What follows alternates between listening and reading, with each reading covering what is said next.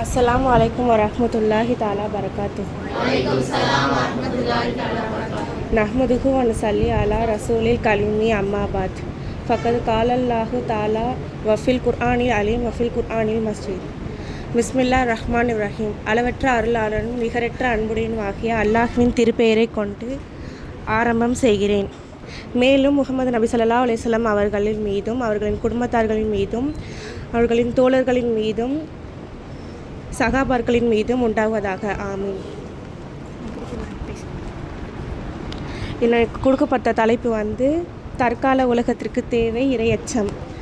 இப்போ நம்ம உலகத்தில் எல்லாமே ரொம்ப வேகமாக போயிட்டுருக்குது. டெக்னாலஜி வளர்ந்தது, கட்டிடங்களும் உயர்ந்தது, பணம் பெருகிவிட்டது. ஆனால் ஒரு மனுஷனுக்கு தேவையான இரையச்சம் குறைஞ்சது. அதனால் என்ன நடக்கும்னா, ஏமாற்றம் அதிகரிக்குது, அநியாயம் அதிகரிக்குது, விவாகரத்து போன்ற அதிகரிக்கிறது, கொலை, பொய் சொல்வது, வட்டி, ஒழுக்கக்கேடுமாக அதிகரிக்கிறது, மன அழுத்தம், பணம், தனிமை அதிகரிக்குது. ஏன் இதெல்லாம்? ஒரு மனுஷனுக்கு ஒரு மனுஷன் ஒரு மக்களை பார்த்து வாழ்கிறானே தவிர அல்லாஹ் பார்த்து வாழ்வதில்லை.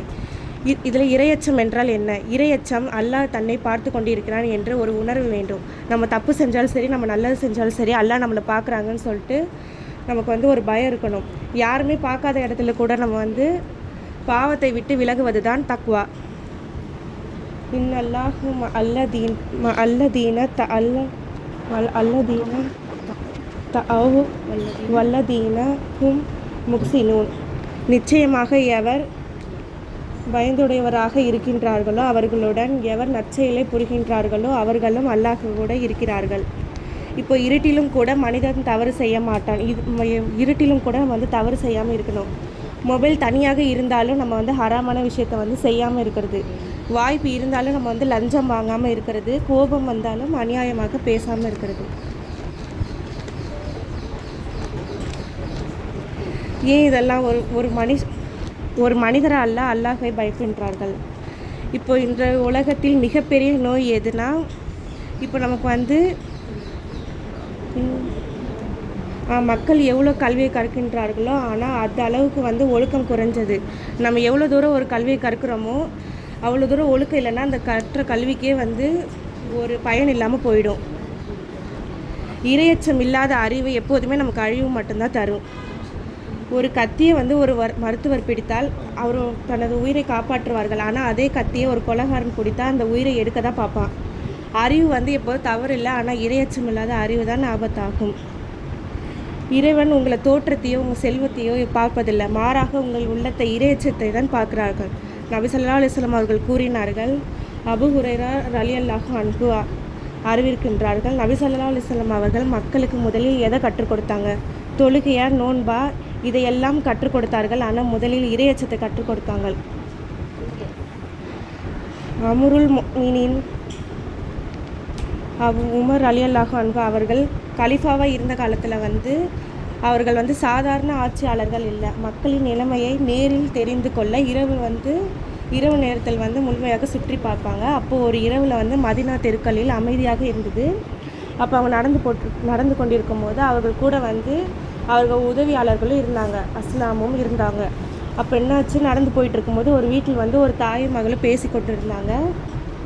அந்த தாய் தனது மகளிடம் சொன்னால், மகளே, இந்த பால் கொஞ்சம் தண்ணீர் கலை, நாளைக்கு விற்கும் போது நமக்கு நிறைய லாபம் கிடைக்கும் அப்படின்னு சொன்னதுக்கு அதற்கு அந்த மகள் சொன்னால், அம்மா அப்படி செய்யக்கூடாது,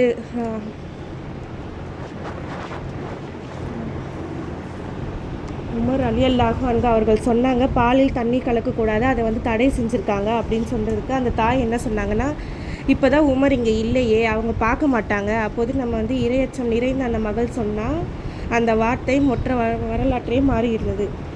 உமர் பார்க்கவில்லை என்றாலும் உமரின் இறைவன் பார்த்து கொண்டிருக்கிறான். சுபஹான் அல்லாஹ். எவ்வளோ பெரிய விஷயத்தை இங்கு யாரும் இல்லாத போதும் அவர்களிடம் இருந்த அந்த இரையச்சம் நிறைந்த மகள் சொன்னது பெரியதாக மாற்றுது. இன்றைய இளைஞர்களுக்கு உங்களை கெடுக்க இந்த ஷைத்தான் பல வழிகளை செய்கிறான்.